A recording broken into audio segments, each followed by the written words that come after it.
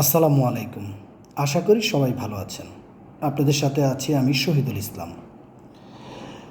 স্থাবর সম্পত্তিতে সত্য ঘোষণার মামলার ক্ষেত্রে কিছু প্রাথমিক ধারণা আজকে আপনাদের সাথে আমি শেয়ার করতে যাচ্ছি। নালিশি ভূমিতে সত্য থাকা ঘোষণার মামলায় সত্য দখল প্রমাণ করতে হবে।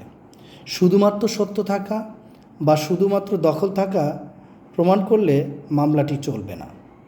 তবে বিরুদ্ধ দখলমূলে সত্য দাবি করলে প্রকৃত মালিকের জ্ঞাতসারে তার দাবি অস্বীকার করে 12 বছরের বেশি সময় নিরবিচ্ছিন্ন বা কন্টিনিউয়াস দখল প্রমাণ করতে হবে।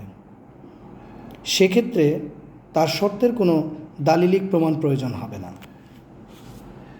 স্থাবর সম্পত্তিতে সত্য ঘোষণার মামলায় বাদীকে তার সত্য প্রমাণের জন্য সংশ্লিষ্ট দলিলপত্র, খতিয়ান, খাজনার রসিদ ইত্যাদি দাখিল করতে হবে।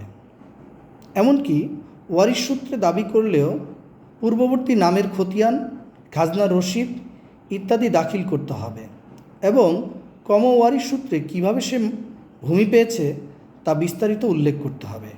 এ সংক্রান্ত বিষয়ে 62 DLR হাইকোর্ট ডিভিশন 432 পৃষ্ঠায় উল্লেখ রয়েছে। সবাইকে অসংখ্য ধন্যবাদ সাথে থাকার জন্য।